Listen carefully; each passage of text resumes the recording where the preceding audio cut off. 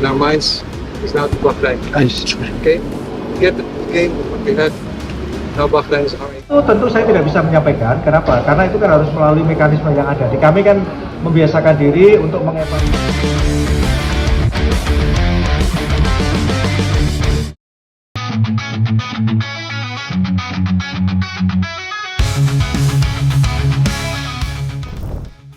Timnas Indonesia kembali jadi sorotan. Banyak kejutan terjadi menjelang laga penting kontra Cina dan Jepang. Dari pencoretan pemain hingga pujian dari pandit asing, yuk kita kupas satu persatu kabar panas yang lagi ramai dibicarakan. Bayangkan bukan 1 atau 2, tapi 9 pemain sekaligus dicoret dari skuad Garuda.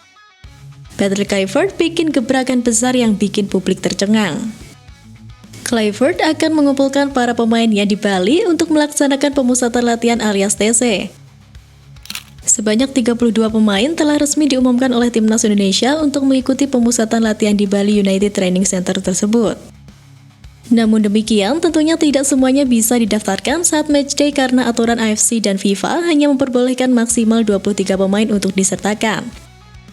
Oleh karena itu, setelah pengumuman 32 pemain untuk mengikuti pemusatan latihan, maka Patrick Kluivert harus mencoret 9 diantaranya untuk matchday.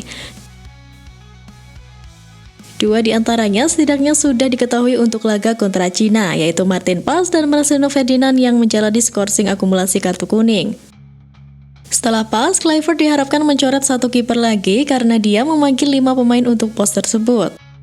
Selain itu, beberapa penyerang pun berpotensi dicoret karena tren dari skuad Timnas Indonesia terdahulu. Septian Bagaskara, Ramadan Sananta, dan Stefano Lillipali sukses masuk bersama Egy Maulana Fikri, Ole Remeni, dan Rafael Strijk. 3 nama terakhir difavoritkan untuk tetap disertakan saat matchday. Sedangkan Septian Sananta dan Lillipali harus meyakinkan Kluivert dan tim kepelatihan. Sementara itu, stok menumpuk di sayap kiri bisa membuat Pratama Arhan dan Yance Sayuri tidak masuk dalam skuad matchday. Di sisi kanan, Asnawi Muka Alam dan Yaakob Sayuri juga harus bersaing dengan Kevin Dix, Eleanor Reinders, dan Sandy Walsh untuk masuk ke skuad. 5 bek tengah kemungkinan besar akan dipertahankan, demikian pula dengan 6 gelandang selain Marcelino yang akan absen pada laga kontra Cina. Di tengah badai pencoretan muncul nama Asnawi Mangku Alam yang jadi sorotan. Asnawi Mangku Alam paling berpotensi dicoret dan gabung ASEAN All-Stars. Pemain Timnas Indonesia Asnawi Mangku Alam dikabarkan dipanggil memperkuat ASEAN All-Stars. Bukan hanya Asnawi Mangku Alam saja yang dipanggil, tapi ada 1 nama lagi yaitu Muhammad Ferrari.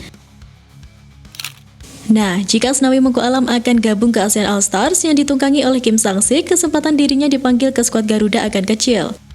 Pasalnya, pertandingan ASEAN All-Stars melawan MU mepet dengan kualifikasi Piala Dunia 2026. Jika skuad Garuda mengirimkan pemain bintangnya, maka akan terjadi resiko seperti cedera dan kelelahan. Laga ASEAN All-Stars versus Manchester United bakal digelar pada 28 Mei 2025, sedangkan untuk kualifikasi Piala Dunia 2026 antara Timnas Indonesia versus Cina bakal digelar 5 Juni 2025. Maka dari itu, jika Asnawi Mangku Alam bakal main di ASEAN All-Stars, ia berpotensi dicoret lagi oleh Patrick Kluivert. Sebelumnya, nama Asnawi Mangku Alam juga tidak dipanggil oleh Kluivert di jeda internasional Maret 2025. Sementara itu, terkait rumor pemain 25 tahun itu dipanggil ke ASEAN All-Stars juga direspon PSSI via Exco Sumarji. Sosok yang juga menjadi ketua badan tim nasional tersebut tak memberikan jawaban pasti. Ketika dikonfirmasi mengenai kebenaran ini, Sumarji tidak mau menjawabnya. Ia menyebut siapa yang akan mewakili Indonesia segera diumumkan GSI. Adapun GSI alias Garuda Sepak Bola Indonesia adalah perusahaan komersialisasi di bawah naungan PSSI.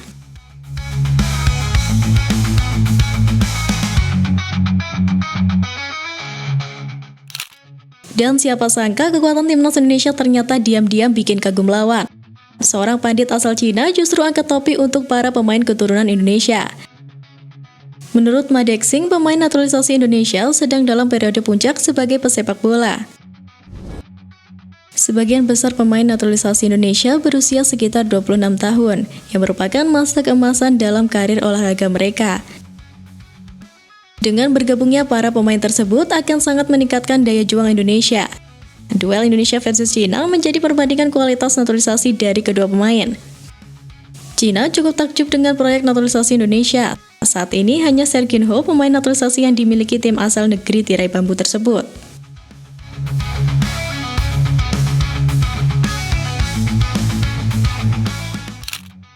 Di balik pencoretan pemain, pelatih asal Brazil minta supporter percaya dengan Patrick Kluivert. Stefano Kugura optimis timnas Indonesia bisa memberikan perlawanan kepada Cina dan Jepang. Pria yang sering disapa Teko itu yakin tim merah putih bisa mengamankan tiket lolos ke putaran keempat. Lebih lanjut, Teko memberikan pesan kepada supporter timnas Indonesia. Pelatih asal Brazil itu berharap supporter bisa memberikan kepercayaan kepada Patrick Kluivert. Teko menilai bahwa Patrick Kluivert adalah pelatih yang berkualitas. Saya yakin pasti bisa lawan Cina dan Jepang, masih ada peluang lolos ke round 4, semua pihak termasuk supporter harus percaya dengan pelatih baru. Menurutnya, skuad Garuda punya kualitas yang bagus. Di tengah berbagai keputusan mengejutkan, mulai dari pencoretan pemain hingga sorotan pada pemain keturunan, satu hal yang jelas, timnas Indonesia sedang berada di fase transisi besar. Perubahan ini mungkin memunculkan tanda tanya dan rasa khawatir. Tapi justru disinilah pentingnya kepercayaan publik. Patrick Kluivert datang bukan hanya membawa nama, tapi juga visi jangka panjang yang harus dibangun tahap demi tahap. Kita sudah melihat potensi mendapat pengakuan dari luar dan kini saatnya berdiri sebagai pendukung yang tak hanya bersorak saat menang, tapi juga setia saat badai datang. Karena di balik semua drama dan dinamika, harapan untuk melihat Garuda terbang lebih tinggi tetap menyala dan itu dimulai dari keyakinan kita bersama.